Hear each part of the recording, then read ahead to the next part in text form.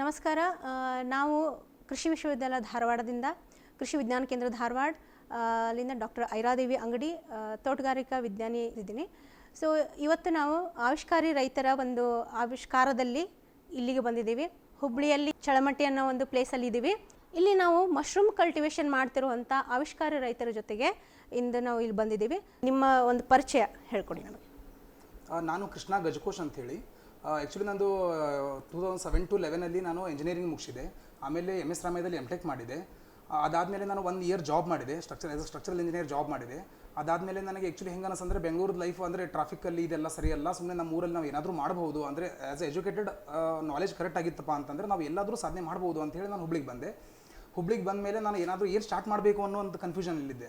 ಅಂದರೆ ಈಗ ಒಂದು ಕ್ಯೂರಿಯಾಸಿಟಿ ಇರುವಂಥ ವಸ್ತು ಬೇಕಾಗಿದ್ದು ನನಗೆ.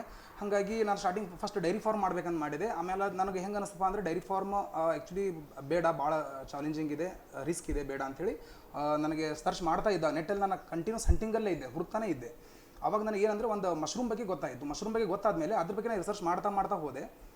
ನನಗೆ ಗೊತ್ತಾಯ್ತಲ್ಲ, ಮಶ್ರೂಮ್ ಇಂಡಿಯಾದಲ್ಲಿ ಈಗ ಸ್ಟಾರ್ಟ್ ಆಗಿದೆ, ಕಾಂಪಿಟೇಷನ್ ಇಲ್ಲ, ಏನೋ ಮಾಡಬೇಕಂತಂದ್ರೂ ಸ್ಯಾಚುರೇಟೆಡ್ ಇರೋ ಬಿಸ್ನೆಸ್ಸಲ್ಲಿ ಮಾಡಬಾರ್ದು, ಆ್ಯಸ್ ಸ್ಟಾರ್ಟಿಂಗ್ ಸ್ಟೇಜಲ್ಲಿ ಇರಬೇಕು. ಸೀಡ್ ಸ್ಟೇಜಲ್ಲಿ ಇತ್ತಪ್ಪ ಅಂತಂದರೆ ಅದರಲ್ಲಿ ನಾವು ಗ್ರೋತ್ ಭಾಳ ಚೆನ್ನಾಗಾಗ್ಬೋದು. ಅದು ಸ್ಯಾಚುರೇಟೆಡ್ ಸ್ಟೇಜಲ್ಲಿ ಇತ್ತಪ್ಪ ಅಂತಂದರೆ ಗ್ರೋತ್ ಆಗೋಕ್ಕೆ ಆಗೋದಿಲ್ಲ, ಅಂದರೆ ಕಾಂಪಿಟೇಷನ್ ಅದು ಇದು ಭಾಳ ಪ್ಯಾರಾಮೀಟರ್ಸ್ ಇರುತ್ತೆ. ಸೊ ಒಂದು ನನಗೆ ಪ್ರಾಡಕ್ಟ್ ಚೂಸ್ ಮಾಡಬೇಕಾಗಿತ್ತು, ಒಂದು ಬಿಸ್ನೆಸ್ ಚೂಸ್ ಮಾಡಬೇಕಾಗಿತ್ತು. ಹಾಗಾಗಿ ಎಲ್ಲ ಪ್ಯಾರಾಮೀಟರ್ಸ್ ನೋಡಿದ ಮೇಲೆ ನನಗೆ ಮಶ್ರೂಮ್ ಭಾಳ ಚೆನ್ನಾಗಿ ಅನ್ನಿಸ್ತು. ಹಾಗಾಗಿ ನಾನು ಮಶ್ರೂಮ್ ಚೂಸ್ ಮಾಡಿದೆ. ಮಶ್ರೂಮ್ ಸ್ಟಾರ್ಟ್ ಮಾಡಿದ ಮೇಲೆ ನನಗೆ ಸ್ಟಾರ್ಟಿಂಗ್ ಹೆಂಗಿದೆ ಅಂತಂದರೆ ಹುಳಿಮಾವದಲ್ಲಿ ನಾನು ಟ್ರೈನಿಂಗ್ ತೊಗೊಂಡೆ. ಅದಾದಮೇಲೆ ನಾನು ಟ್ರೈನಿಂಗ್ ತೊಗೊಂಡು ವರ್ಕ್ ಮಾಡ್ತಾ ಇದ್ದೆ. ಅದಾದಮೇಲೆ KVK ಧಾರವಾಡ ಏನಿದೆ ಯೂನಿವರ್ಸಿಟಿಯಿಂದ ನನಗೆ IHR ಟ್ರೈನಿಂಗ್ ಸಿಕ್ತು. ಅದಾದಮೇಲೆ ಅಂದರೆ IHR ಟ್ರೈನಿಂಗ್ ತೊಗೊಂಡ್ಮೇಲೆ ಮತ್ತೆ ಇಂಪ್ರೂವ್ ಆಯಿತು. ಸೊ KVK ಧಾರವಾಡ ಅವರು ನಮಗೆ ಏನೋ ಒಂದು ಟೆಕ್ನಿಕಲ್ ಪ್ರಾಬ್ಲಮ್ ಏನೋ ಇದ್ದರೂ ಒಂದು ಸಪೋರ್ಟಲ್ಲಿ ಕರೆಕ್ಟಾಗಿ ಗೈಡ್ ಮಾಡ್ತಾ ಇರ್ತಾರೆ. ಸೊ ಈ ಅಣಬೆ ಬೇಸಾಯದ ಟ್ರೈನಿಂಗ್ ನೀವು IHR ಬೆಂಗಳೂರಿಂದ ತೊಗೊಂಡ್ರಿ ಅಂತ ಹೇಳಿದ್ರಿ. ಸೊ ಆ ಟ್ರೈನಿಂಗ್ ಎಷ್ಟು ದಿನ ತೊಗೊಂಡ್ರಿ ಮತ್ತು ಅಲ್ಲಿ ನಿಮಗೆ ಏನೆಲ್ಲ ಹೇಳ್ಕೊಟ್ರು, ಅದು ನಿಮಗೆ ಈ ಒಂದು ಅಣಬೆ ಬೇಸಾಯ ಶುರು ಮಾಡಲಿಕ್ಕೆ ಹೆಂಗೆ ಪ್ರೋತ್ಸಾಹ ಮಾಡ್ತು ಅದನ್ನು ನಮಗೆ ಹೇಳ್ಕೊಡಿ.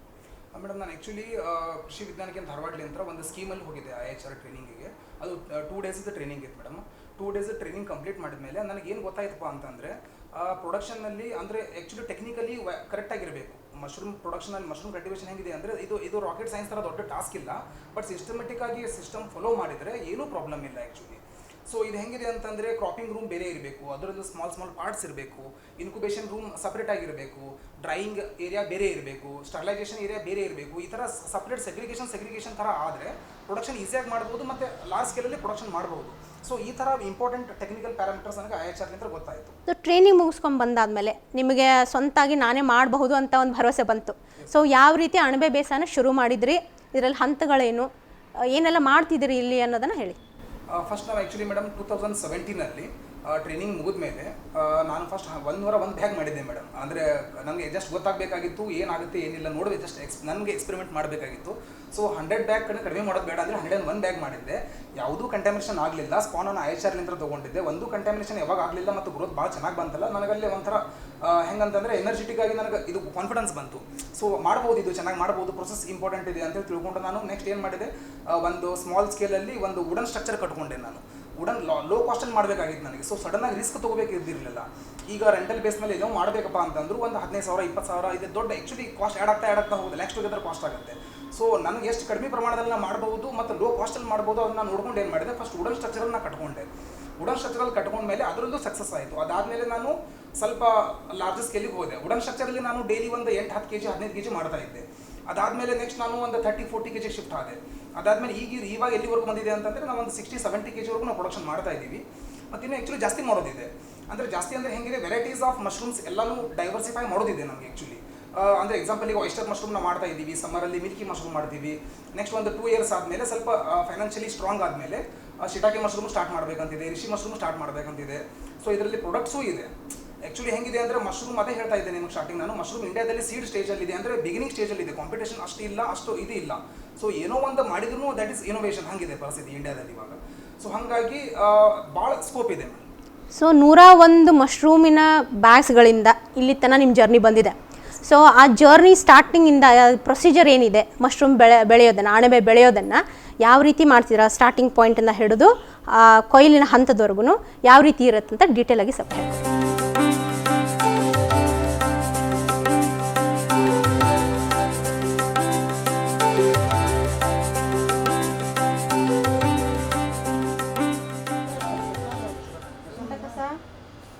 ಆ್ಯಕ್ಚುಲಿ ಮಶ್ರೂಮ್ಗೆ ಯೂಸ್ ಮಾಡೋದು ಸಬ್ಸ್ಟ್ರೇಟ್ ನಾವು ಆ್ಯಕ್ಚುಲಿ ಪ್ಯಾಡಿಸ್ಟ್ರಾ ಯೂಸ್ ಮಾಡ್ತೀವಿ. ಆ ಪ್ಯಾಡಿಸ್ಟ್ರಾ ಹೆಂಗಿರ್ಬೇಕಂತಂದ್ರೆ ಇದು ಭತ್ತದ ಹುಲ್ಲು ಅಂತ ಕರೀತಾರೆ. ಇದು ಹೆಂಗಿರ್ಬೇಕಂದ್ರೆ 100% ಡ್ರೈ ಇರಬೇಕು, ವೆಟ್ ಇರಬಾರ್ದು. ವೆಟ್ ಇತ್ತಂತಂದ್ರೆ ಅದ್ರೊಳಗೆ ಅನ್ವಾಂಟೆಡ್ ಫಂಗಸ್ ಡೆವಲಪ್ ಆಗ್ತಾವೆ ಮೇಡಮ್ ಆ್ಯಕ್ಚುಲಿ. ಸೊ ಹಂಗೆ ಕಂಪ್ಲೀಟ್ಲಿ ಡ್ರೈ ಇರಬೇಕು. ಅದ್ರೊಳಗೆ ಹಿಂಗೆ ಒಂದೊಂದ್ಸಲ ಮಡ್ ಟೈಪ್ ಮಿಕ್ಸ್ ಆಗಿ ಬಂದಿರ್ತೈತಿ, ಹಿಂಗೆ ಮಳಿಗೆ ಬಿದ್ದು ಇದೆಲ್ಲ ಹಾಳಾಗಿರ್ತೈತಿ. ಇಂಥದ್ದೆಲ್ಲ ಮಿಕ್ಸ್ ಆಗಬಾರ್ದು, ಯಾವಾಗಲೂ ಸ್ವಲ್ಪ ಮಿಕ್ಸ್ ಆಗಬಾರ್ದು. 100% ಡ್ರೈ ಇರಬೇಕು ಮತ್ತು ಅದು ಫ್ರೆಶ್ ಇರಬೇಕು. ಆದಷ್ಟು 1 ವರ್ಷದ ಮೇಲೆ ಇರಬಾರ್ದು. ಇದು ಎಲ್ಲಿಂದ ತೊಗೊಂಬರ್ತೀರಾ? ಇದು ಆ್ಯಕ್ಚುಲಿ ಇಲ್ಲಿಂದ ಮುಂಡಗೋಡ್ಲಿಂದ ತೊಗೊಂಬರ್ತೀವಿ, ಇಲ್ಲಾಂದ್ರೆ ಶಿಕಾವ್ಲಿಂದ ತೊಗೊಂಬರ್ತೀವಿ, ಇಲ್ಲಾಂದ್ರೆ ಈ ಕಡೆ ದಂಡೇಲಿ ಕಡೆನೂ ಸಿಗ್ತೈತಿ, ಅಲ್ಲಿಂದ ತೊಗೊಂಬರ್ತೀವಿ. ನಾರ್ತ್ ಕರ್ನಾಟಕ ರೀಜನ್ ಒಳಗೆ ನಮ್ಮ ರೀಜನ್ಗೆ ನಿಯರ್ ಬೈ ಇರೋದಂತಂದ್ರೆ ಆ್ಯಕ್ಚುಲಿ ವಿದಿನ್ 50 to 80 ಕಿಲೋಮೀಟರ್ಸ್ ರೇಂಜಲ್ಲಿ ಸಿಗುವಂಥ ಏರಿಯಾಗಳು ಇವೆ. ಆ್ಯಕ್ಚುಲಿ ಇಲ್ಲೆಲ್ಲ ಸಿಗ್ತೈತೆ ನಾವು ಅವೈಲೇಬಲ್ ಇದೆ. ಪ್ಯಾಡಿಸ್ಟ್ರಾ ಏನಿದೆಲ್ಲ ಅದನ್ನು ಚಾಫಿಂಗ್ ಮಷೀನಲ್ಲಿ ಹಾಕಿ ಒಂದು 2 to 3 ಇಂಚಸ್ ಸ್ಮಾಲ್ ಪೀಸಸ್ ಮಾಡಬೇಕು. ಅದು ಪೀಸಸ್ ಮಾಡಿದ ಕೂಡಲೇ ಹಿಂಗೆ ಸ್ಮಾಲ್ ಪೀಸ್ ಹಾಕಬೇಕು. ಹಿಂಗೆ ಸ್ಮಾಲ್ ಪೀಸಸ್ ಮಾಡಿ ಅದಾದಮೇಲೆ ಅದನ್ನು ತೊಗೊಂಬಂದು 2 to 3 ಅವರ್ಸ್ ಸೋಕಿಂಗ್ ಮಾಡ್ಬೇಕು ರೀ. ಇದು ಫುಲ್ ಮೇಲಿನ ಮಟ್ಟ ನೀರು ಹಿಂಗೆ ಇದು ಇರಬೇಕು, ಇಲ್ಲಿ ಮಟ್ಟ ಸೋಕಿಂಗ್ ಮಾಡಬೇಕು. 2 to 3 ಅವರ್ಸ್ ಸೋಕ್ ಮಾಡಬೇಕು. 2 to 3 ಅವರ್ಸ್ ಆದಮೇಲೆ ವಾಟರ್ ಓಪನ್ ಮಾಡಿ ಬಿಟ್ಬಿಡ್ಬೇಕು ಸರ್. ಈಗ ಅಲ್ಲಿ ತೋರಿಸಿದ್ರಲ್ಲ ಸೋಕ್ ಮಾಡಿದ್ದು, ಸೋಕ್ ಆದ್ಮೇಲೆ ನೆಕ್ಸ್ಟ್ ಪ್ರೊಸೀಜರ್ ಏನು ಮಾಡ್ತೀರಾ? ಆ ಸೋಕ್ ಆದಮೇಲೆ ಇಲ್ಲಿ ತೊಗೊಂಡು ಡ್ರೈ ಮಾಡ್ತೀವಿ ಮೇಡಮ್. ಇದು ಫುಲ್ ಏರಿಯಾದಲ್ಲಿ ಡ್ರೈ ಮಾಡಿ ಹಾಕ್ತೀವಿ. ಆ ಫ್ಯಾನ್ ಕೆಳಗಡೆ ಡ್ರೈ ಮಾಡ್ತೀವಿ ಮೇಡಮ್. ಅಂದರೆ ಸಮ್ಮರಲ್ಲಿ ಸನ್ ಕೆಳಗಡೆ ಡ್ರೈ ಮಾಡ್ತೀವಿ ಮೇಡಮ್. ಊರಿನ ಟೈಮಲ್ಲಿ ಫ್ಯಾನ್ ಕೆಳಗಡೆ ಡ್ರೈ ಮಾಡ್ತೀವಿ. ಈಗ ನಾವು ರಾತ್ರಿ ಸೋಕ್ ಮಾಡಿ ಹಾಕೋಗಿದ್ದೀವಿ ಅಂದರೆ ಮಾರ್ನಿಂಗ್ವರೆಗೂ ಟೈಮ್ ತೊಗೊಂಡಿದ್ವಿ ಮೇಡಮ್. ಡ್ರೈಯಿಂಗ್ ಟೈಮ್ ಜಾಸ್ತಿ ಇರಬೇಕು, 8 to 10 ಅವರ್ಸ್. ಕ್ಲೈಮೇಟ್ ಮೇಲೆ ಡಿಪೆಂಡ್ ಇದೆ ಸರ್. ಅದು ಡ್ರೈ ಆದಮೇಲೆ ಅಂದರೆ ಆ್ಯಕ್ಚುಲಿ ಹುಲ್ಲನ್ನು ನಾವು ಹಿಂಗೆ ಹಿಡಿದು ಒತ್ತಿ ನೋಡ್ಬೇಕು ಮೇಡಮ್. ಹುಲ್ಲು ಇಷ್ಟು ಕ್ವಾಂಟಿಟಿ ತೊಗೊಂಡು ಕೈಯಲ್ಲಿ ಹಿಡಿದು ಹಿಂಗೆ ಹಿಡಿಬೇಕು ನಾವು. ಕೈಯಲ್ಲಿ ಹಿಡಿದು ಇದು ಪ್ರೆಸ್ ಮಾಡಬೇಕು. ಪ್ರೆಸ್ ಮಾಡಿದ್ಮೇಲೆ ನೀರೊಳಗೆ ಹಿಡಿದು ಇದು ಒತ್ತು ನೋಡಿದ್ಮೇಲೆ ಇಲ್ಲಿಂದ ನೀರು ಪಾಸ್ ಆಗಬಾರ್ದು. ಇಲ್ಲಿಂದ ನೀರು ಪಾಸ್ ಆಗಬಾರ್ದು, ಬಟ್ ಕೈ ಮಾಯ್ಶ್ಚರ್ ಇರಬೇಕು, ನೀರು ಹತ್ತಬೇಕು ಕೈಗೆ. That is exact content of 65% moisture content, 65 to 70%. ಇದು 12/18 PP ಬ್ಯಾಗ್ಸ್ ಮೇಡಮ್. ಇದು ಆ್ಯಕ್ಚುಲಿ ಈಗ 200 kg ಯೂಸ್ ಮಾಡಬೇಕು. ಅಂದರೆ 100 kg ಯೂಸ್ ಮಾಡೋದ್ರಿಂದ ಡಿಸ್ಅಡ್ವಾಂಟೇಜ್ ಭಾಳ ಇದೆ ಮೇಡಮ್. ಪ್ರೊಸೆಸ್ ಮಾಡುವಾಗ ಡ್ಯಾಮೇಜ್ ಆಗೋ ಚಾನ್ಸಸ್ ಇರ್ತೈತಿ, ಅಥವಾ ಡಾರ್ಕ್ ರೂಮಲ್ಲಿ ಕಂಟಾಮಿನೇಷನ್ ಏರ್ ಪ್ಯಾಸೇಜ್ ಈಸಿಯಾಗಿ ಆಗ್ತೈತಿ 100 kg. ಸೊ ಇದು 200 kg ಇರ್ತೈತಿ ಮೇಡಮ್. ಸ್ವಲ್ಪ ಎಕ್ಸ್ಪೆನ್ಸಿವ್ ಆಗ್ತೈತಿ, ಬಟ್ ಟೆಕ್ನಿಕಲಿ ಇಸ್ ಬೆಸ್ಟ್.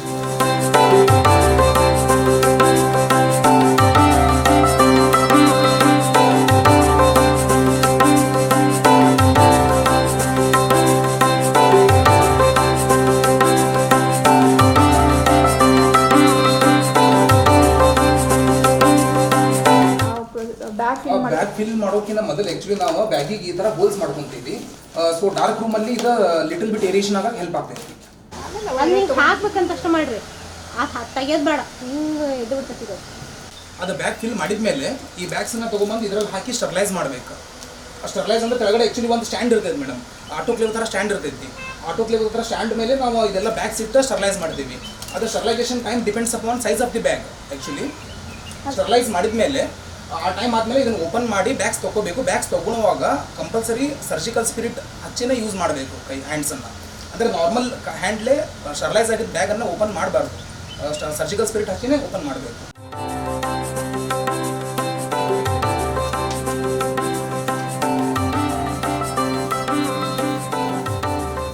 ಇದು ಆಲ್ರೆಡಿ ಈಗ ಸ್ಟರ್ಲೈಸ್ ಆಗಿ ಬಂದಿರೋದ್ರಿಂದ ಹಾಗೆ ಮುಟ್ಬಾರ್ದು ಅಂತ ಇದು ಯೂಸ್ ಮಾಡೋದಲ್ಲ, ಯೂಸ್ ಮಾಡೋದು. ಇದು ಆ್ಯಕ್ಚುಲಿ ಸ್ಪಾನ್ ಮೇಡಮ್. ಇದು ವೀಟ್ ಸ್ಪಾನ್ ಅಂದ್ರೆ ಬೀಜ ಥರ. ಹಾಂ, ಬೀಜ, ಮಶ್ರೂಮ್ ಬೀಜ. ಮಶ್ರೂಮ್ ಆ್ಯಕ್ಚುಲಿ ಬೀಜ ಅನ್ನೋದಿಲ್ಲ ಮೇಡಮ್, ಸ್ಪಾನ್ ಅಂತ ಹೇಳಬೇಕು. ಈಗ ನೆಕ್ಸ್ಟ್ ಸ್ಟೇಜಲ್ಲಿ ನೀವು ಈ ಸ್ಪಾನ್ ಅನ್ನ ಇದಕ್ಕೆ ಹಾಕ್ತೀರಾ. ಸೊ ಈ ಸ್ಪಾನ್ ಅಂತಂದ್ರೆ ಈ ಕಾಳುಗಳ ಮೇಲೆ ಮಶ್ರೂಮ್ ಸ್ಪೋರ್ಸ್ ಇರ್ತವೆ, ಹೌದಲ್ಲ? ಸೊ ಈ ಸ್ಪಾನಿಗೂ ಬೇರೆಯವರು ಉಪಯೋಗಿಸ್ತಿರೋ ಸ್ಪಾನಿಗೂ ಏನು ವ್ಯತ್ಯಾಸ ಇದೆ? ಆ ಸ್ಪಾನಲ್ಲಿ ವೆರೈಟಿ ಸ್ಪಾನ್ ಮಾಡುವಾಗ ಬೇರೆ ಬೇರೆ ವೆರೈಟಿ ಇದೆ ಸ್ಪಾನ್ ಮಾಡ್ತಾರೆ ಮೇಡಮ್. ವೀಟದ್ದು ಸ್ಪಾನ್ ಮಾಡ್ಬೋದು, ಜೋವರ್ದು ಸ್ಪಾನ್ ಮಾಡ್ಬೋದು, ರಾಗಿದು ಸ್ಪಾನ್ ಮಾಡ್ಬೋದು, ಬೇರೆ ಬೇರೆದು ಸ್ಪಾನ್ ಮಾಡ್ಬೋದು ಮೇಡಮ್. ಇದು ವೀಟ್ ಸ್ಪಾನ್ ಮೇಡಮ್. ವೀಟದ್ದು ಸ್ಪಾನಲ್ಲಿ ಜೋವರ್ಗ್ ಸ್ಪಾನ್ ಡಿಫ್ರೆನ್ಸ್ ಏನಂತಂದರೆ ಇದರಲ್ಲಿ ಒಂದು ಸ್ವಲ್ಪ ಮೀಟಿ ಕಂಟೆಂಟ್ ಬರ್ತೈತೆ ಮೇಡಮ್. ಅಂದರೆ ಇದು ಸ್ವಲ್ಪ ಜಾಸ್ತಿ ಚೀವ್ ಮಾಡಿದ್ರೂ ಇದಾಗೋದಿಲ್ಲ. ಅದು ಸ್ವಲ್ಪ ನಿಯರ್ ಟು ನಾನ್ ವೆಜ್ ತಿನ್ನೋರ್ಗೆ ಹೆಲ್ಪ್ ಆಗ್ತೈತೆ ಮೇಡಮ್. ಮಶ್ರೂಮ್ ಅಲ್ಲಿ ತಿನ್ಬೇಕಾದ್ರೆ ವೀಟ್ ಸ್ಪಾನ್ ಯೂಸ್ ಮಾಡಿದ್ದು ವ್ಯತ್ಯಾಸ ಕಾಣಿಸುತ್ತಾ? ತಿನ್ನುವಾಗ ಡಿಫ್ರೆನ್ಸ್ ಗೊತ್ತಾಗ್ತದೆ. ಈ ಮಶ್ರೂಮ್ ಸ್ಪಾನ್ ಅನ್ನ ಎಲ್ಲಿಂದ ನೀವು ತರ್ತೀರಾ ಮತ್ತು ಇದ್ರದ್ದು ಏನು ಪ್ರೈಸ್ ಇದೆ? ಮಶ್ರೂಮ್ ಸ್ಪಾನ್ ಅನ್ನು ನಾವು ಆ್ಯಕ್ಚುಲಿ ಸತಾರದಿಂದ ತರಿಸ್ತೇವೆ, ಮಹಾರಾಷ್ಟ್ರ ಸತಾರ. ಇದ್ರ spawn price 90 rupees per kg ಇದೆ. ಪ್ಲಸ್ ಟ್ರಾನ್ಸ್ಪೋರ್ಟ್ ಎಲ್ಲ ಆಗಿ ನಿಮಗೆ 110 rupees ಕಾಸ್ಟ್ ಆಗುತ್ತೆ. ನಮ್ಮ 5% ಇದ್ರ ವೇಟ್ ಎಷ್ಟು ಇರುತ್ತಲ್ಲ ಅದ್ರದ್ದು 5% ಸ್ಪಾನ್ ಯೂಸ್ ಮಾಡಬೇಕು. ಅಂದರೆ ಎಕ್ಸಾಂಪಲ್ ಈಗ 1 kg ಬ್ಯಾಗ್ ಇದೆ ಅಂದರೆ 50 grams ಸ್ಪಾನ್ ಹಾಕಬೇಕು. ಒಂದು 2-3 ದಿವಸ ಬೇಗ ಡೆವಲಪ್ಮೆಂಟ್ ಆಗಲಿ ಅಂತ ಹೇಳಿ ನಾವು 1 to 1.5% ಸ್ವಲ್ಪ ಜಾಸ್ತಿ ಹಾಕ್ತೀವಿ.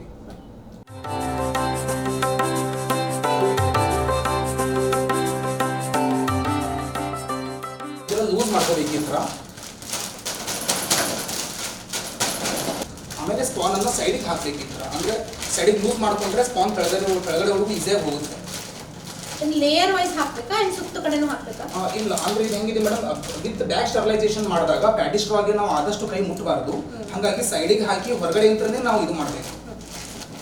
ಅದಾದ್ಮೇಲೆ ನಾವು ಬ್ಯಾಗನ್ನು ಈ ಥರ ಮಾಡ್ಕೋಬಹುದು. ಈ ಥರ ಮಾಡ್ಕೊಂಡು ಹೋದ್ರೆ ಅದು ಕೆಳಗಿನವರೆಗೂ ಹೋಗುತ್ತೆ.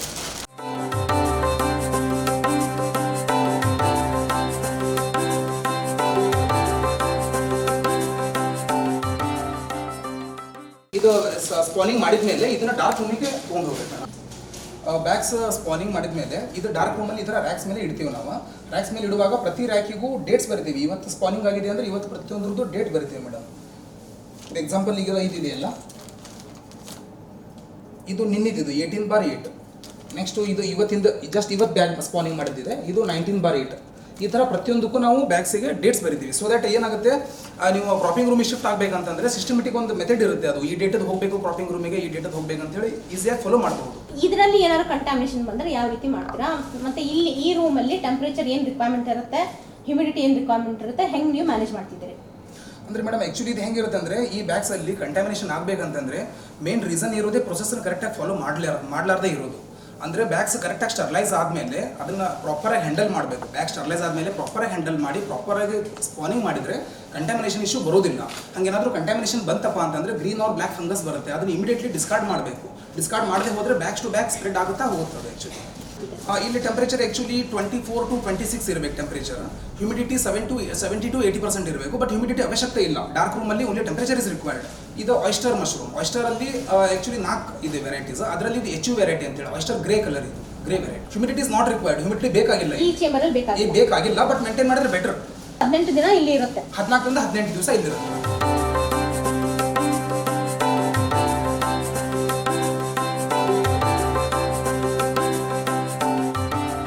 ಟೆಂಪರೇಚರು 24 ರಿಂದ 28 ಡಿಗ್ರಿ ಅಷ್ಟು ಇರಬೇಕು ಆಯಿಸ್ಟರ್ ಮಶ್ರೂಮ್ಗೆ ಅಂತ ಹೇಳಿದ್ರಿ. ಈಗ ಬೇಸಿಗೆಯಲ್ಲಿ ಹೆಚ್ಚಿಗೆ ಆಗಿರುತ್ತೆ ಟೆಂಪರೇಚರ್ ಹೊರಗಡೆ ಎಲ್ಲ. ಸೊ ಅವಾಗ ನೀವು ಇಲ್ಲಿ ಟೆಂಪರೇಚರ್ ಆ ಮಟ್ಟಕ್ಕೆ ತರಲಿಕ್ಕೆ ಏನು ಮ್ಯಾನೇಜ್ಮೆಂಟ್ ಆಸ್ಪೆಕ್ಟ್ಸ್ ಮಾಡ್ತಿದ್ದೀರಿ? ಆ್ಯಕ್ಚುಲಿ ನಾವು ವಾಟರ್ನ ಫುಲ್ ಫ್ಲಡ್ಡೇಟ್ ಮಾಡಿಬಿಡ್ತೀವಿ ಮೇಡಮ್. ಇದು ಎಂಟೈರ್ ಫ್ಲೋರ್ ಏನಿದೆಯಲ್ಲ, ಈ ಥರ ಸೈಡಿಗೆ ಗಾಡಿ ಕಟ್ಟಿದ್ದೀವಿ ಮೇಡಮ್ ನಾವು. ಇದು ಗಾಡಿದ ಅಂದರೆ ಆ್ಯಕ್ಚುಲಿ ವಾಟರ್ ಫುಲ್ ಫ್ಲಡ್ ಮಾಡಿದರೆ ಇಲ್ಲಿವರೆಗೂ ನೀರು ನಿಂದಿರುತ್ತೆ. ಹಾಗಾಗಿ ಇದು ಮಾಯ್ಶ್ಚರ್ ಸಿಗ್ತಾ ಇರುತ್ತೆ, ನೀರು ಸಿಗ್ತಾ ಇರುತ್ತೆ. ಹಾಗಾಗಿ ಟೆಂಪರೇಚರ್ ಮೇಂಟೈನ್ ಆಗುತ್ತೆ. ಸೊ ಟೆಂಪರೇಚರ್ ಇಷ್ಟು ಮಟ್ಟಿಗೆ ಬಂದಿದೆ ಅನ್ಲಿಕ್ಕೆ ನೀವು ಮೆಜರ್ ಮಾಡ್ಲಿಕ್ಕೆ ಏನಾದ್ರು ಇನ್ಸ್ಟ್ರೂಮೆಂಟ್ಸ್ ಇಟ್ಕೊಂಡಿದ್ದೀರಾ? ಹೈಗ್ರೋಮೀಟರ್ ಅಂತ ಒಂದು ಬರುತ್ತೆ ಮೇಡಮ್. ಅದರಲ್ಲಿ ಟೆಂಪರೇಚರ್ ಹ್ಯೂಮಿಡಿಟಿ ಎರಡೂ ತೋರಿಸುತ್ತೆ. ಇದು ಸ್ಪಾನಿಂಗ್ ಮಾಡಿದ ಮೇಲೆ ಆಫ್ಟರ್ 14 ಡೇಸ್ ಈ ಥರ ಬ್ಯಾಗ್ ಡೆವಲಪ್ ಆಗುತ್ತೆ. ಬ್ಯಾಗ್ ಡೆವಲಪ್ ಆದಮೇಲೆ ಇದು ಕ್ರಾಪಿಂಗ್ ರೂಮಿಗೆ ಶಿಫ್ಟ್ ಮಾಡ್ತೀವಿ.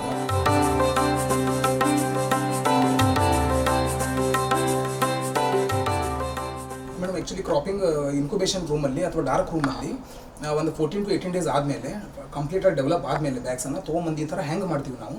ಹ್ಯಾಂಗ್ ಮಾಡುವಾಗ ಅಂದರೆ ಇದು ಆ್ಯಕ್ಚುಲಿ ವರ್ಟಿಕಲ್ ಕ್ರಾಪಿಂಗ್ ಅಂತ ಕರೀತಾರೆ. ಮಶ್ರೂಮನ್ನು ವರ್ಟಿಕಲಿ ಕ್ರಾಪ್ ಮಾಡಿದರೆ ಸ್ಪೇಸ್ ಯುಟಿಲೈಸೇಷನ್ ಚೆನ್ನಾಗಾಗುತ್ತೆ. ಹಾಗಾಗಿ ಈ ಥರ ಹ್ಯಾಂಗ್ ಮಾಡಿ ಅದಾದಮೇಲೆ ಇದು ಹೋಲ್ಸ್ ಮಾಡಿರ್ತೀವಿ ಸರ್. ಈ ಥರ ಹೋಲ್ಸ್ ಮಾಡಿರ್ತೀವಿ. ಹೋಲ್ಸ್ ಮಾಡಿ ಬಿಟ್ಟ ಮೇಲೆ ಇದು ವಿದಿನ್ 1 ವೀಕಲ್ಲಿ ಮಶ್ರೂಮ್ ಬರೋಕ್ಕೆ ಸ್ಟಾರ್ಟ್ ಆಗುತ್ತೆ. ಮತ್ತು ಈ ರೂಮಲ್ಲಿ ಟೆಂಪ್ರೇಚರ್ 24 to 26 ಇರಬೇಕು. ಹ್ಯೂಮಿಡಿಟಿ 80 to 90% ಹ್ಯೂಮಿಡಿಟಿ ಇರಬೇಕು. ಹ್ಯೂಮಿಡಿಟಿ ಮೇಂಟೈನ್ ಮಾಡೋದಕ್ಕೋಸ್ಕರ ನಾವು ಇದೆಲ್ಲ ಕೆಳಗಡೆ ತಾಡ್ಪಾಲ್ ಹಾಕಿದ್ದೀವಿ. ಈ ತಾಡ್ಪಾಲಲ್ಲಿ ವಾಟರ್ನ ಫುಲ್ ಫ್ಲಡ್ ಮಾಡಿಬಿಡ್ತೀವಿ. ಫ್ಲಡ್ ಮಾಡಿದ ಮೇಲೆ ಅದು ವಾಟರ್ ಅಂದರೆ ಎನ್ವೈರ್ಮೆಂಟಲ್ಲಿ ಎವಾಪರೇಟ್ ಆಗಿ ಮಾಯ್ಶ್ಚರಲ್ಲಿ ಫಿಲ್ ಆಗಿ ಹ್ಯೂಮಿಡಿಟಿ ರೇಸ್ ಆಗುತ್ತೆ, ಟೆಂಪ್ರೇಚರು ಡೌನ್ ಆಗುತ್ತೆ. ಸೊ ಹಾಗಾಗಿ ಕ್ರಾಪ್ ಚೆನ್ನಾಗಿ ಬರುತ್ತೆ. ಅಂದರೆ ಟೆಂಪ್ರೇಚರ್ ಹ್ಯೂಮಿಡಿಟಿ ಮೇಂಟೈನ್ ಮಾಡೋದು ಭಾಳ ಇಂಪಾರ್ಟೆಂಟ್ ಇದೆ ಆ್ಯಕ್ಚುಲಿ ಕ್ರಾಪಿಂಗ್ ರೂಮಲ್ಲಿ. ಇದು ಆ್ಯಕ್ಚುಲಿ ನಾವು ಇದರಲ್ಲಿ ಒಂದು 8 to 9 ಬ್ಯಾಗ್ಸ್ ಬಂದಿರ್ತೈತೆ ಮೇಡಮ್. ಇದು ಒಂದು ಲೈನಲ್ಲಿ ಈ ಥರ ಯಾಕೆ ಮಾಡಿದ್ದಾರೆ? ರ್ಯಾಕಲ್ಲಿ ಇಡ್ಬೋದಿತ್ತಲ್ಲ? ಆ ರ್ಯಾಕಲ್ಲಿ ಇಟ್ಟರೆ ಏನಾಗುತ್ತೆ, ಸ್ಪೇಸ್ ಯುಟಿಲೈಸೇಷನ್ ಆಗೋದಿಲ್ಲ ಮೇಡಮ್. ಅದು ಇದರಲ್ಲಿ ವರ್ಟಿಕಲ್ ಕ್ರಾಪಿಂಗ್ ಇದ್ದಂಗೆ. ಇದು ವರ್ಟಿಕಲ್ ಕ್ರಾಪಿಂಗ್ ನೀವು ಮಾಡಿದ್ರೆ ಸ್ಪೇಸ್ ಯುಟಿಲೈಸೇಷನ್ ಭಾಳ ಚೆನ್ನಾಗಾಗ್ತದೆ ಮೇಡಮ್ ಆ್ಯಕ್ಚುಲಿ. ಹಾಗಾಗಿ ಇದು ಹ್ಯಾಂಗ್ ಮಾಡಿದರೆ ಒಂದು ಎಕ್ಸಾಂಪಲ್ ಈಗ 100 ಸ್ಕ್ವೇರ್ ಫೀಟಲ್ಲಿ 10x10 ರೂಮಲ್ಲಿ ನೀವು ಆರಾಮಾಗಿ 120 ಬ್ಯಾಗ್ಸ್ವರೆಗೂ ಕುಂದಿರಿಸ್ಬೋದು ಈ ಥರ ಹ್ಯಾಂಗ್ ಮಾಡಿದರೆ. ಅದೇ ನೀವು ಒಂದು ರ್ಯಾಕಲ್ಲಿ ಇಟ್ಟರೆ ನಿಮ್ಗೆ ಅಷ್ಟು ಆಗೋದಿಲ್ಲ, ಭಾಳ ಕಡಿಮೆ. ಅಂದರೆ ಒಂದು 50% ನೀವು ಬ್ಯಾಗ್ಸನ್ನು ಇಡ್ಬೋದು. ಆ ರೂಮಲ್ಲಿ 14 ದಿನ ಆಯಿತು. ಈ ರೂಮಲ್ಲಿ ಎಷ್ಟು ದಿನ ಬೆಳವಣಿಗೆ ಆಗಬೇಕು? ಅಲ್ಲಿಂದ ಇನ್ಕ್ಯುಬೇಷನ್ ರೂಮ್ಲಿಂದ ಕ್ರಾಪಿಂಗ್ ರೂಮಿಗೆ ಬಂದ ಮೇಲೆ ಇಲ್ಲಿ ಹೆಚ್ಚು ಕಡಿಮೆ ಒಂದು ವೀಕ್ to 10 ಡೇಸಲ್ಲಿ ಮಶ್ರೂಮ್ ಬರೋಕ್ಕೆ ಸ್ಟಾರ್ಟ್ ಆಗುತ್ತೆ. ಫಸ್ಟ್ ಹಾರ್ವೆಸ್ಟ್ 10 ಡೇಸಲ್ಲಿ ಬರುತ್ತೆ, ಸೆಕೆಂಡ್ ಹಾರ್ವೆಸ್ಟ್ ಮತ್ತು 8 to 10 ಡೇಸಲ್ಲಿ ಬರುತ್ತೆ. ಅದಾದಮೇಲೆ ಬ್ಯಾಗ್ಸನ್ನು ನಾವು ಡಿಸ್ಕಾರ್ಡ್ ಮಾಡ್ತೀವಿ. ಥರ್ಡ್ ಹಾರ್ವೆಸ್ಟ್ ಬೇಕಂದ್ರೂ ತೊಗೋಬಹುದು. ಬಟ್ ಥರ್ಡ್ ಹಾರ್ವೆಸ್ಟ್ ತೊಗೊಂಡ್ರೆ ಇನ್ಸೆಕ್ಟ್ಸ್ ಪ್ರಾಬ್ಲಮ್ಸ್ ಎಲ್ಲ ಜಾಸ್ತಿ ಆಗ್ತಾ ಹೋಗುತ್ತೆ. ಹಾಗಾಗಿ ಸೆಕೆಂಡ್ ಹಾರ್ವೆಸ್ಟ್ ಈಸ್ ಆದರೆ ಒಳ್ಳೆಯದು. 2ನೇ ಹಾರ್ವೆಸ್ಟಲ್ಲೇ ಮುಗಿಸ್ಬಿಡ್ಬೇಕು. ಹಾಗಾಗಿ ಅದು ಅಂದರೆ ಕಮರ್ಷಿಯಲ್ ಪ್ರೊಡಕ್ಷನ್ ಮಾಡೋದಕ್ಕೆ ಅದು ವಯಬಲ್ ಆಗುತ್ತೆ, ಮೇಂಟೈನ್ ಮಾಡೋದಕ್ಕೂ ಈಸಿ ಆಗುತ್ತೆ. 2ನೇ ಹಾರ್ವೆಸ್ಟ್, ಫಸ್ಟ್ ಆ್ಯಂಡ್ ಸೆಕೆಂಡ್ ಅಷ್ಟೇ ತೊಗೊಂಡ್ರೆ.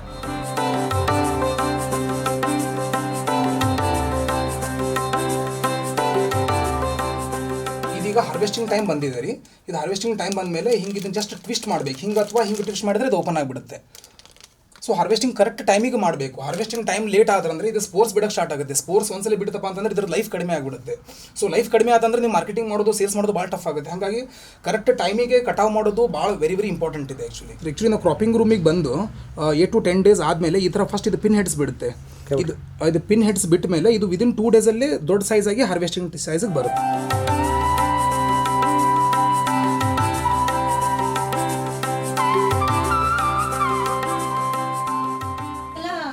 ರೆಡಿ ಆಗಿರುವಂತ ಬ್ಯಾಗ್ಸ್ಗಳಿದಾವೆ, ಆಮೇಲೆ ಬೆಳವಣಿಗೆ ಹಂತದಲ್ಲೂ ಬ್ಯಾಗ್ಸ್ಗಳಿದಾವೆ.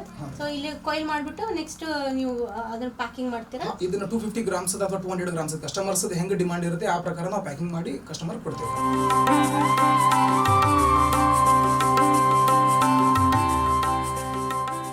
ಈಗ ಇದು ಮೇಡಮ್ ಆ್ಯಕ್ಚುಲಿ ಇದು ಹಾರ್ವೆಸ್ಟ್ ಮಾಡ್ಕೊಂಡು ತೊಗೊಂಬಂದಿದ್ದು. ಈ ಮಶ್ರೂಮ್ನ ನಾವು ಆ್ಯಕ್ಚುಲಿ ಹಿಂದಿನ ಏನಿದೆಲ್ಲ ಇದು ಕ್ಲೀನ್ ಮಾಡ್ತೀವಿ. ಈ ಥರ ಹಿಂದಿಂದ ಇದು ಹುಲ್ಲು ಥರ ಏನಿರುತ್ತಲ್ಲ ಇದನ್ನು ಕ್ಲೀನ್ ಮಾಡಿ ಈ ಥರ ಸಣ್ಣ ಸಣ್ಣ ಇದು ಟ್ರೇದಲ್ಲಿ ಪುನೆಟ್ ಟ್ರೇದಲ್ಲಿ ಪ್ಯಾಕಿಂಗ್ ಮಾಡಿ ಕಳಿಸ್ತೀವಿ. ಆ್ಯಕ್ಚುಲಿ ಅಂದರೆ ಹೆಂಗಿರುತ್ತೆ ಆರ್ಡರ್ಸ್ ಹೆಂಗಿರುತ್ತೆ ಆ ಥರ ಮಾಡ್ತೀವಿ. ಎಕ್ಸಾಂಪಲ್ ಈಗ ರಿಟೇಲ್ ಕೊಡೋದಿದೆ ಅಂತಂದರೆ 250 grams 200 grams ಅದು ಮಾಡ್ತೀವಿ. ಅದು ಉಳಿದಪ್ಪ ಎಕ್ಸಸ್ ಇದೆ ಅಂತಂದರೆ ಈ ಥರ ಬಾಕ್ಸಲ್ಲಿ ಹಾಕಿ ಸ್ಟೋರ್ ಮಾಡ್ತೀವಿ. ಇದು ನೀವು ಬಾಕ್ಸಲ್ಲಿ ಹಾಕಿ ಸ್ಟೋರ್ ಮಾಡಿದ್ರೆ ಒಂದು 3 to 4 days ಇಡ್ಬೋದು, ಫ್ರಿಜ್ಜಲ್ಲಿ ಇಡಬೇಕು. ಯೂಶ್ವಲಿ ನೀವು ಎಷ್ಟು ರೇಟಿಗೆ ಮಾಡ್ತೀರಾ? ಅಂದರೆ ಗ್ರಾಮ್ ಲೆಕ್ಕನೋ ಅಥವಾ ಕೆ ಜಿ ಲೆಕ್ಕ ಎಷ್ಟು, ಅಥವಾ 1 kg ಲೆಕ್ಕ ಆದರೆ ಎಷ್ಟು ರೇಟ್ ಇದೆ? ಹಾಂ, ಅಂದರೆ ಹೆಂಗಿದೆ ಮೇಡಮ್, ಆ್ಯಕ್ಚುಲಿ ಇದು 250 grams ಪ್ಯಾಕೆಟ್ ಬಂದರೆ ಇದು 70 rupees ಒಂದು ಪ್ಯಾಕೆಟ್ ಕೊಡ್ತೀವಿ ಮೇಡಮ್. 60 to 70 rupees ಅಂದರೆ 1 kgಗೆ 240 rupees to 260 rupees ಕೊಡ್ತೀವಿ ನಾವು. ಅದು ಹೋಲ್ಸೇಲಲ್ಲಿ ಇತ್ತಂತಂದರೆ 200 rupees to 220 rupees ಅಲ್ಲಿ ಕೊಡ್ತೀವಿ ಹೋಲ್ಸೇಲ್. ಹಾಂ, ಆನ್ ಡಿಮಾಂಡ್ ಬೇಸಿಸ್ ಮೇಲೆ ಮಾಡ್ತೀವಿ. ಪ್ಲಸ್ ನಾವು ಒಂದು ಲೆವೆಲಲ್ಲಿ ಪ್ರೊಡಕ್ಷನ್ ಮೇಂಟೈನ್ ಮಾಡ್ತಾ ಇರ್ತೀವಿ. ಡೈಲಿ 40-50 kg ಮೇಂಟೈನ್ ಮಾಡ್ತಾ ಇರ್ತೀವಿ. ಯಾಕಂದರೆ ಆರ್ಡರ್ಸ್ ಅಷ್ಟು ನಾವು ಫಿಕ್ಸ್ ಮಾಡ್ಕೊಂಡಿದ್ದೀವಿ. ಪ್ರೊಡಕ್ಷನ್ ಇಷ್ಟೆಲ್ಲ ಪ್ರೊಸೀಜರ್ ಹೇಳಿದ್ರಿ ನೀವು. ಪ್ರೊಡಕ್ಷನ್ ಆದಮೇಲೆ ಮಾರುಕಟ್ಟೆಗೆ ವ್ಯವಸ್ಥೆ ಹೆಂಗೆ ಮಾಡ್ಕೊಂಡಿದ್ದೀರಾ? ಎಲ್ಲಿ ಮಾರಾಟ ಆಗುತ್ತೆ ನಿಮ್ಮ ಮಶ್ರೂಮ್ ಎಲ್ಲ ಬೆಳೆದಿರೋದು? ನಾವು ಮೇಜರ್ ಮಾರ್ಕೆಟ್ ನಮ್ದು ಇರೋದೇ wholesale market madam. Wholesale market ಅಂದರೆ ನಾವು ಗೋವಾದಲ್ಲಿ ಮೇನ್ ಕಾನ್ಸಂಟ್ರೇಟ್ ಮಾಡ್ತಾ ಇದ್ದೀವಿ. ಯಾಕಂದರೆ ಗೋವಾದಲ್ಲಿ ಕಸ್ಟಮರ್ಗೆ ಅವೇರ್ ಇದೆ ಮಶ್ರೂಮ್ ಬಗ್ಗೆ. ಸೊ ಹಾಗಾಗಿ ಸೇಲ್ಸ್ ಒಂದು ಸ್ವಲ್ಪ ಈಸಿ ಇದೆ. ಬಟ್ ನೀವು ಅದು ಯಾವ ಮಾರ್ಕೆಟಲ್ಲಿ ಮಾರ್ಕೆಟ್ ಇಲ್ಲ, ಯಾವ ಏರಿಯಾದಲ್ಲಿ ಪಬ್ಲಿಕ್ಗೆ ಅವೇರ್ ಇಲ್ಲ ಜನಕ್ಕೆ, ಆ ಮಾರ್ಕೆಟಲ್ಲಿ ನೀವು ಮಾರ್ಕೆಟ್ ಮಾಡಬೇಕಂದ್ರೆ ಸ್ವಲ್ಪ ಕಷ್ಟ ಇದೆ. ನೀವು ಕಮ್ಯುನಿಕೇಟ್ ಅಂದರೆ ಮಂದಿ ಜೋಡಿ ಮಾತಾಡಬೇಕು, ತಿಳಿಸಿ ಹೇಳಬೇಕು ಮಶ್ರೂಮ್ ತಿನ್ನೋದ್ರಿಂದ ಏನೇನಾಗುತ್ತೆ, ನಾವು ಹೆಂಗೆ ಬೆಳೆಸ್ತೀವಿ, ಎಲ್ಲನೂ ಜನಕ್ಕೆ ಜೋಡಿ ಮಾತಾಡಿ ಹೇಳ್ತಾ ಹೋದರೆ ಜನ ನಿಮ್ಗೆ ಎಕ್ಸೆಪ್ಟ್ ಮಾಡ್ತಾ ಹೋಗ್ತಾರೆ. ಸೊ ಒಂದಿಂದ ಒಂದೊಂದು ಸ್ಪ್ರೆಡ್ ಆಗ್ತಾ ಹೋಗುತ್ತೆ. ಸೊ ನೆಟ್ವರ್ಕು ಬಿಲ್ಡ್ ಆಗ್ತಾ ಹೋಗುತ್ತೆ. ಸೊ ಆ ಥರ ನಾವು ಮಾಡ್ತೀವಿ ಮೇಡಮ್ ಆ್ಯಕ್ಚುಲಿ. ಸೊ ನಿಮಗೆ ಇಲ್ಲಿಂದ ಆದಾಯ ಎಷ್ಟು ಹೊಂದುತ್ತೆ, ಎಷ್ಟು ಖರ್ಚಿದೆ, ಮತ್ತು ನಿಮಗೆ ಎಷ್ಟು ನಿವ್ವಳ ಆದಾಯ ಸಿಗುತ್ತೆ ಈ ಒಂದು ಯೂನಿಟಿಂದ? ನಮ್ದು ಆ್ಯಕ್ಚುಲಿ ಇದು 4500 square feet ಟೋಟಲ್ ಏರಿಯಾ ಇದೆ ಮೇಡಮ್. ಇಂಡೋರಲ್ಲಿ. ಔಟ್ಡೋರಲ್ಲಿ ನಿಯರ್ಲಿ 1500 to 2000 square feet ಇದೆ ನಮ್ಮದು. ಇದರಲ್ಲಿ ನಾವು ಎಲ್ಲ ಟೋಟಲ್ ಅಂದರೆ ಒಂದು ಮಂತಿಗೆ ನಾವು 2 tons per monthವರೆಗೂ ತೆಗಿಬೋದು ಮೇಡಮ್. ಅಂದರೆ ಡೈಲಿ 70 to 80 kg, ಹೆಚ್ಚು ಕಡಿಮೆ 62 ಹಾಂ ಕೆಪಾಸಿಟಿ ಇದೆ. 60 to 80 kg ಕೆಪಾಸಿಟಿ ಇದೆ. ರಫ್ಲಿ ಮಂತ್ಲಿ 2 tons per monthವರೆಗೂ ತೆಗಿತೀವಿ ನಾವು. ಅದರಲ್ಲಿಂದ ಹೋಲ್ಸೇಲಲ್ಲಿ ಪ್ಲಸ್ ಎಂಡ್ ಕಸ್ಟಮರ್ಸ್ಗೆ ರಿಟೇಲ್ ಇದೆಲ್ಲ ಡಿವೈಡ್ ಮಾಡಿದಾಗ ಹೆಚ್ಚು ಕಡಿಮೆ ಒಂದು 3.5 lakhsವರೆಗೂ ಟೋಟಲ್ ರೆವಿನ್ಯೂ ಆಗುತ್ತೆ, ಟೋಟಲ್ ಆದಾಯ ಹುಟ್ಟುತ್ತೆ. ಇದರಲ್ಲಿ ನಮ್ದೆಲ್ಲ ಖರ್ಚೆಲ್ಲ ತೆಗೆದ್ರೆ ಒಂದು 2,20,000ವರೆಗೂ, ಅಂದರೆ 1,80,000ಲಿಂದ 2,20,000ವರೆಗೂ ಹೆಚ್ಚು ಕಡಿಮೆ ಖರ್ಚು ಬರುತ್ತೆ. ಇದೆಲ್ಲ ಖರ್ಚು ತೆಗೆದ್ಮೇಲೆ ನಿಮಗೆ 1,30,000 1,50,000 ಉಳಿಯುತ್ತೆ ಮೇಡಮ್ ಆ್ಯಕ್ಚುಲಿ. ಅಂದರೆ ನಿಯರ್ಲಿ ಒಂದು 40% ಮಾರ್ಜಿನ್ ಇದೆ. ಟೋಟಲ್ ರೆವಿನ್ಯೂಲಿಂದ 40% ಮಾರ್ಜಿನ್ ಸಿಗುತ್ತೆ. ಅದು ಎದ್ರ ಮೇಲೆ ಅವಲಂಬನೆ ಇದೆ ಅಂದರೆ ಮೇಡಮ್ ಆ್ಯಕ್ಚುಲಿ ನೀವು 10 kg ಡೈಲಿ ಮಾಡುವಾಗ ನಿಮ್ಮದು ಖರ್ಚೇ ಬೇರೆ ಇರುತ್ತೆ. 1 kgಗೆ ನಿಮಗೆ 130-140 ರೂಪಾಯಿ ಖರ್ಚು ಬರ್ತಾ ಇರುತ್ತೆ. ಅದು ನೀವು ರೆಂಟಲ್ ಬೇಸ್ ಮೇಲೆ ಮಾಡ್ತಾ ಇದ್ದೀರಾ ಅಂದರೆ ಮಸ್ತ್ ಖರ್ಚು ಜಾಸ್ತಿ ಆಗುತ್ತೆ. 20 kg 30 kg ಮಾಡ್ತಾ ಇದ್ದೀರಾ ಅಂತಂದರೆ ಅವಾಗ 1 kg ಕಾಸ್ಟ್ ಬೇರೆ ಬರುತ್ತೆ. ನೀವು ಡೈಲಿ 50 kg 100 kg ಮಾಡ್ತಾ ಇದ್ದೀರಾ ಅಂದರೆ ಅವಾಗೇ ಕಾಸ್ಟ್ ಬೇರೆ ಬರುತ್ತೆ. ಸೊ ನಂದು ಎಕ್ಸ್ಪೀರಿಯನ್ಸಲ್ಲಿ ಆದಾಯ ಜಾಸ್ತಿ ಆಗುತ್ತೆ. ಈಗ ಅಬೋ 100 kg ಪರ್ ಡೇ ಮಾಡಿದರೆ ಅಟ್ಲೀಸ್ಟ್ 40%ವರೆಗೂ 50%ವರೆಗೂ ನಿಯರ್ಗೂ ಹೋಗ್ಬೋದು. ಸೊ ಆಮೇಲೆ ಇದು ಇಂಡೋರ್ ಇರೋದ್ರಿಂದ ಮಕ್ಕಳು ಮಾಡ್ಬೋದು, ಹಾಂ ಯಾರಾದರೂ ಮಾಡ್ಬೋದು, ವಯಸ್ಸಾದವರು ಸಹಿತ ಇದನ್ನ ಈ ಟೆಕ್ನಾಲಜಿ ಅರ್ಥ ಮಾಡ್ಕೊಂಡ್ರೆ ಅವರು ಕೂಡ ಇದನ್ನ ಮಾಡ್ಬೋದು ಅಣಬೆ ಬೇಸಾಯ. ಹೌದು. ಇದು ಅಣಬೆ ಬೇಸಾಯ ಹೆಂಗಿದೆ ಅಂದರೆ ಮೇಡಮ್ ಆ್ಯಕ್ಚುಲಿ ಇದಕ್ಕೆ ಏನೂ ಬೇಕಾಗಿಲ್ಲ. ಈಗ ಮಳೆ ಭಾಳ ಬಂತಂದರೆ ಫ್ಲಡ್ ಬಂದರೆ ವ್ಯವಸಾಯ ಎಲ್ಲ ಇದು ಹಾಳಾಗುತ್ತೆ, ಲ್ಯಾಂಡ್ ಹಾಳಾಗುತ್ತೆ. ಇದರ ಇಂಡೋರ್ ಇರೋದ್ಲಿಂತ ಇದಕ್ಕೆ ಏನೂ ಅವಲಂಬನೆ ಇಲ್ಲ. ನೀವು ಯಾವುದೋ ಟೈಮಲ್ಲಿ ನೀವು ಅರೇಂಜ್ಮೆಂಟ್ ಮಾಡ್ಕೊಂಡು ಮಾಡ್ಬೋದು ಒಳಗಡೆ. ಮತ್ತು ಇದು ಬಿಸಿಲಿಗೆ ಮತ್ತು ಮಣ್ಣಿಂದ ಅವಶ್ಯಕತೆ ಇಲ್ಲ. ಸೊ ಹಾಗಾಗಿ ಯಾರಾದರೂ ಕೆಲಸ ಮಾಡ್ಬೋದು. ಯಂಗ್ ಹುಡುಗರ್ಲಿಂದ ಏಜ್ ಇರೋರು ಯಾರಾದರೂ ಸ್ಟಾರ್ಟ್ ಮಾಡ್ಬೋದು. ಸೊ ನಿಮ್ಗೆ ಇದೆಲ್ಲ ಪ್ರೊಡಕ್ಷನ್ ಮಾಡೋದ್ರಲ್ಲಿ ಸಮಸ್ಯೆಗಳು ಏನು ಬರುತ್ತೆ, ಅಥವಾ ಈ ಚಾಲೆಂಜಸ್ ಏನಿದೆ? ಅಣಬೆ ಬೇಸಾಯ ಮಾಡ್ಬೇಕಂತ ಭಾಳ ಜನ ಉತ್ಸಾಹದಿಂದ ಬರ್ತಾರೆ, ಆದರೆ ಇದರಲ್ಲಿ ಇರೋವಂಥ ಚಾಲೆಂಜಸ್ ಏನು? ಸೊ ಏನು ಪ್ರಾಬ್ಲಮ್ಸ್ಗಳು ಇದ್ದಾವೆ ಅದನ್ನು ಕೂಡ ಹೇಳಿ. ಡಿಟರ್ಮಿನೇಷನ್ ಇಲ್ಲ ಅಂತಂದರೆ ಏನಾಗುತ್ತೆ, ವರ್ಕ್ ಸೀರಿಯಸ್ ಆಗಿ ಆಗೋದಿಲ್ಲ. ವರ್ಕ್ ಸೀರಿಯಸ್ ಆಗಿ ಆಗದೆ ಹೋದರೆ ಏನಾಗುತ್ತೆ, ರಿಸಲ್ಟ್ ಕರೆಕ್ಟಾಗಿ ಬರೋದಿಲ್ಲ. ಅಂದರೆ ಕಂಟ್ಯಾಮಿನೇಷನ್ ಪ್ರಾಬ್ಲಮ್ ಬರುತ್ತೆ. ಕಂಟ್ಯಾಮಿನೇಷನ್ ಪ್ರಾಬ್ಲಮ್ ಬಂದಿದೆ ಅಂತಂದರೆ ನೀವು ಕರೆಕ್ಟಾಗಿ ಕೆಲಸ ಮಾಡ್ತಾ ಇಲ್ಲ. ಓಕೆ, ಹಂಗಾಗಿ ಹೆಂಗಿದೆ ಅಂತಂದರೆ ಸೀರಿಯಸ್ ಆಗಿ ಕೆಲಸ ಮಾಡೋದು ಭಾಳ ಇಂಪಾರ್ಟೆಂಟ್ ಇದೆ. ಇದೊಂದು biggest challenge.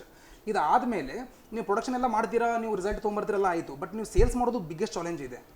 Production is a one challenge, sales is a one challenge. ಹೆಂಗಿದೆ ಅಂತಂದರೆ ಸೇಲ್ಸ್ ಮಾಡಬೇಕಂತಂದ್ರೆ ಹೆಂಗಿದೆ ಅಂದರೆ, ಈಗ ಕಾಂಪಿಟೇಷನ್ ಇಲ್ಲ ಅನ್ನೋದ್ರಿಂದ ಒಂದು ಅಡ್ವಾಂಟೇಜು ಇದೆ, ಡಿಸ್ಅಡ್ವಾಂಟೇಜು ಇದೆ. ಈ ಕಾಂಪಿಟೇಷನ್ ಇಲ್ಲ ಅಂತಂದರೆ ನೀವು ಈಸಿಯಾಗಿ ಸೇಲ್ ಮಾಡ್ಬೋದು, ಇದು ಅಡ್ವಾಂಟೇಜು. ಬಟ್ ಮತ್ತು ಬಿಗ್ಗೆಸ್ಟ್ ಡಿಸ್ಅಡ್ವಾಂಟೇಜ್ ಏನಂತಂದರೆ ನೀವು ಸೇಲ್ ಮಾಡೋದು ಭಾಳ ಕಷ್ಟ ಇರುತ್ತೆ, ಯಾಕಂದರೆ ಜನಕ್ಕೆ ಗೊತ್ತಿರೋದಿಲ್ಲ ಅದ್ರ ಬಗ್ಗೆ, ಅವೇರಿ ಇರೋದಿಲ್ಲ, ಹಾಗಾಗಿ ಸೇಲ್ಸ್ ಮಾಡೋದು ಭಾಳ ಕಷ್ಟ ಇರುತ್ತೆ. ಸೊ ಮಾರ್ಕೆಟಿಂಗ್ನು ಚಾಲೆಂಜ್ ಇದೆ, ಪ್ರೊಡಕ್ಷನು ಚಾಲೆಂಜ್ ಇದೆ. ಬಟ್ ಸೀರಿಯಸ್ ಆಗಿ ಮಾಡಿದ್ರೆ ಪ್ರೊಡಕ್ಷನ್ ಮಾಡ್ಬೋದು ನೀವು, ಬಟ್ ಮಾರ್ಕೆಟಿಂಗ್ ಮಾಡೋದೇನಿದೆಯಲ್ಲ ನಿಮ್ಮ ಕಡೆ ಆ್ಯಕ್ಚುಲಿ ಕಮ್ಯುನಿಕೇಷನ್ ಸ್ಕಿಲ್ ಚೆನ್ನಾಗಿರಬೇಕು, ಜನಕ್ಕೆ ತಿಳಿಸಿ ಹೇಳಬೇಕು, ಕನ್ವಿನ್ಸ್ ಮಾಡಬೇಕು, ನೀವು ಪ್ರೈಸಲ್ಲಿ ವರ್ಕೌಟ್ ಮಾಡಬೇಕು, ಎಲ್ಲ ಥರನೂ ವರ್ಕೌಟ್ ಮಾಡಿದ ಮೇಲೆ ಅದು ಆ್ಯಕ್ಚುಲಿ 100% ಆಗುತ್ತೆ ಮೇಡಮ್ ವರ್ಕ್. ಸೊ ನೀವು ಹೊಸ ಬರ್ತಿರೋ ಪೀಳಿಗೆಗೆ ಅಥವಾ ರೈತರಿಗೆ ಏನು ಮೆಸೇಜ್ ಕೊಡ್ಲಿಕ್ಕೆ ಇಷ್ಟಪಡ್ತೀರಾ ಅಣಬೆ ಬೇಸಾಯದ ಬಗ್ಗೆ? ಅಣಬೆ ಬೇಸಾಯ ಅದು ಝೀರೋ ವೇಸ್ಟೇಜ್ ಕ್ರಾಪ್ ಇದೆ. ಆ್ಯಕ್ಚುಲಿ ಝೀರೋ ವೇಸ್ಟೇಜ್ ಅಂತಂದರೆ ವೇಸ್ಟ್ಲಿಂತ ನಾವು ಸ್ಟಾರ್ಟ್ ಮಾಡ್ತೀವಿ. ವೇಸ್ಟ್ ಅಂದರೆ ಏನು? ಭತ್ತದ ಹುಲ್ಲು, ಭತ್ತ ತೆಗೆದ ಮೇಲೆ ಭತ್ತ ಉಳಿಯುತ್ತೆ, ಅದು ಒಂದು ಯಾವುದೋ ಹುಲ್ಲಿರಲಿ, ಅದು ಉಳಿದಿದ್ದ ಹುಲ್ಲನ್ನು ತೊಗೊಂಬಂದು ಅದರಲ್ಲಿಂದ ಅಣಬೆ ಬೆಳೆಸಿ ಅಣಬೆನೂ ನಾವು ಉಪಯೋಗ ತೊಗೊತೀವಿ. ಅದಾದಮೇಲೆ ಮತ್ತೆ ಅದನ್ನು ಬ್ಯಾಗ್ಸ್ ಎಲ್ಲ ಯೂಸ್ ಮಾಡಿ ಚೆಲ್ಲಿದ ಮೇಲೆ ಅದರಲ್ಲಿಂದ ಎರೆಹುಳದ ಗೊಬ್ಬರದಗಿನೂ ಸ್ಟ್ರಾಂಗ್ ಗೊಬ್ಬರ ರೆಡಿ ಆಗುತ್ತೆ ಇದರಲ್ಲಿಂದ. ಅಂದರೆ ವೇಸ್ಟ್ಲಿಂದ ಸ್ಟಾರ್ಟ್ ಆಯಿತು, ಅದರಲ್ಲಿಂದ ನೀವು ಇನ್ಕಮ್ ಎಲ್ಲ ತೊಗೊಂಡ್ರಿ, ಎಲ್ಲ ಮಾಡಿದ್ರಿ, ಅದಾದಮೇಲೆ ಮತ್ತೆ ಚೆಲ್ಲಿದ ಮೇಲೂ ಅದು ಮತ್ತೆ ಡಬಲ್ ವ್ಯಾಲ್ಯೂ ಕ್ರಿಯೇಟ್ ಮಾಡುತ್ತೆ. ಸೊ ಇದು ಝೀರೋ ವೇಸ್ಟೇಜ್ ಕ್ರಾಪ್ ಇದೆ ಆ್ಯಕ್ಚುಲಿ. ಹಾಗಾಗಿ ರೈತರನ್ನ ಏನು ಹೇಳ್ತೀನಿ ಅಂತಂದರೆ, ನೀವು ಸೀರಿಯಸ್ ಆಗಿ ಮಾಡೋದಿತ್ತಂತಂದರೆ ನಿಮ್ಮ ಮನೆಯಲ್ಲೂ ಬೆಳೆಸ್ಬೋದು, ಸಣ್ಣ ಪ್ರಮಾಣದಲ್ಲಿ 2 kg 3 kg ಅಂತ ಬೆಳೆಸ್ಬೋದು. 2 kg ಮಾಡಿದ್ರು ನೀವು ಡೈಲಿ 400 ರೂಪಾಯಿ 500 ರೂಪಾಯಿ ತೆಗಿಬಹುದು. ಅದರಿಂದ ನಿಮ್ದು ಖರ್ಚೆಲ್ಲ ತೆಗೆದ್ರೂ ಒಂದು 300 ರೂಪಾಯಿ ಉಳಿದೇ ಹೇಳಿ ತಿಂಗಳ ಒಂದು 8,000 ರೂಪಾಯಿ ಯಾವುದು ಮನೇಲಿರೋ ಲೇಡೀಸೂ ಅರ್ನ್ ಮಾಡಬಹುದು. ರೈತರಂತಂದರೆ ಹೆಂಗಿರುತ್ತೆ, ಇದರಲ್ಲಿ ರೈತರಂತಂದರೆ ದೊಡ್ಡ ಪ್ರಮಾಣ ಅಂತಲ್ಲ, ಸಣ್ಣ ಪ್ರಮಾಣದಲ್ಲಿ ನೀವು ಸ್ಟಾರ್ಟ್ ಮಾಡಬಹುದು. 2-3 kg ಮಾಡಿದ್ರೂ ಸಹಿತ ನೀವು ತಿಂಗಳ 10,000 ರೂಪಾಯಿ ದುಡಿಬೋದು ಅಂಥದ್ದು ಆ್ಯಕ್ಚುಲಿ ಇದೆ ಮೇಡಮ್. ಇದು ಜಾಸ್ತಿ ಅಂದರೆ ನೀವು ಹೇಳೋ ಪ್ರಕಾರ ಜಾಸ್ತಿ ಸೊಫಿಸ್ಟಿಕೇಶನ್ ಬೇಕಾಗಿಲ್ಲ, ಆದರೆ ಅಣಬೆ ಬೇಸಾಯದ ಸ್ಕಿಲ್ಸ್, ಆ ತಾಂತ್ರಿಕತೆನ ಸರಿಯಾಗಿ ಅರ್ಥ ಮಾಡ್ಕೋಬೇಕು, ಅದನ್ನ ಸರಿಯಾಗಿ ಅಳವಡಿಸಬೇಕು. ಹೌದು ಮೇಡಮ್, ಕರೆಕ್ಟ್ ಇದೆ. ಅಂದ್ರೆ ಮಾತ್ರ ನಿಮ್ಗೆ ಅಣಬೆ ಸರಿಯಾದ ಸಿಗುತ್ತೆ, ಇಲ್ಲಾರ ಬಹಳಷ್ಟು ಮತ್ತೆ ಪ್ರಾಬ್ಲಮ್ಸ್ ಏನಂದ್ರಲ್ಲ, ಲೈಕ್ ಕಂಟಾಮಿನೇಷನ್ ಇರ್ಬೋದು, ಹುಳ ಆಗೋದಿರ್ಬೋದು, ಆ ಥರದ್ದೆಲ್ಲ ಬರುತ್ತೆ. ಹೌದು ಮೇಡಮ್, ಇದರಲ್ಲಿ 2 ಥರನೂ ಪ್ರಾಬ್ಲಮ್ ಇದೆ. ಇನ್ನು ಡಾರ್ಕ್ ರೂಮಲ್ಲೂ ಪ್ರಾಬ್ಲಮ್ ಇದೆ ಮೇಡಮ್, ಕ್ರಾಪಿಂಗ್ ರೂಮಲ್ಲೂ ಪ್ರಾಬ್ಲಮ್ ಇದೆ. ಡಾರ್ಕ್ ರೂಮಲ್ಲಿ ಕಂಟಾಮಿನೇಷನ್ ಪ್ರಾಬ್ಲಮ್ ಇದೆ, ಕ್ರಾಪಿಂಗ್ ರೂಮಲ್ಲಿ ಇನ್ಸೆಕ್ಟ್ಸ್ ಹುಳುಗಳದ್ದು ಪ್ರಾಬ್ಲಮ್ ಇರುತ್ತೆ. ಸೊ 2 ಕಡೆನೂ ಪ್ರಾಬ್ಲಮ್ ಇದೆ. ಸೊ ಕಂಟಾಮಿನೇಷನ್ ಪ್ರೊಸೆಸ್ ಕರೆಕ್ಟಾಗಿ ಮಾಡಿದರೆ ಕಂಟಾಮಿನೇಷನ್ ಇಶ್ಯೂ ಬರೋದಿಲ್ಲ. ಕ್ರಾಪಿಂಗ್ ರೂಮಲ್ಲಿ ನೀವು ಪಾರ್ಟಿಷನ್ ಕರೆಕ್ಟಾಗಿ ಮಾಡಿಕೊಂಡು ಟೆಕ್ನಿಕಲಿ ಕರೆಕ್ಟಾಗಿ ಮಾಡಿದರೆ ಅಲ್ಲೂ ಏನು ಪ್ರಾಬ್ಲಮ್ ಇಲ್ಲ. ಸೊ ಅಣಬೆ ಬೇಸಾಯ ಮಾಡೋರು ಫಸ್ಟು ಅದರದ್ದು ಟ್ರೈನಿಂಗ್ ತೊಗೋಬೇಕು, ಸರಿಯಾದ ಮಾಹಿತಿಯನ್ನು ತೊಗೋಬೇಕು, ತಾಂತ್ರಿಕ ಮಾಹಿತಿಯನ್ನು ತೊಗೋಬೇಕು, ಅದ್ರ ಜೊತೆಗೆ ಮಾರ್ಕೆಟಿಂಗನ್ನು ಹುಡುಕೋಬೇಕು. ಅಂದ್ರೆ ಮಾತ್ರ ಅಣಬೆ ಬೇಸಾಯ ಒಂದು ಒಳ್ಳೆಯ ಸಕ್ಸಸ್ಫುಲ್ ಬಿಸ್ನೆಸ್ ಅಂತ ಹೇಳ್ಬೋದು. ಇಷ್ಟೆಲ್ಲ ಮಾಹಿತಿಯನ್ನು ತಿಳಿಸ್ಕೊಟ್ಟಂಥ ಕೃಷ್ಣ ಅವರಿಗೆ ಕೃಷಿ ವಿಶ್ವವಿದ್ಯಾಲಯ ಧಾರವಾಡ ಹಾಗೂ ಕೃಷಿ ವಿಜ್ಞಾನ ಕೇಂದ್ರ ಧಾರವಾಡದಿಂದ ನಾನು ಡಾಕ್ಟರ್ ಐರಾದೇವಿ ಅಂಗಡಿ ಇವರಿಗೆ ತುಂಬ ಹೃದಯದ ವಂದನೆಯನ್ನು ತಿಳಿಸ್ತೀನಿ.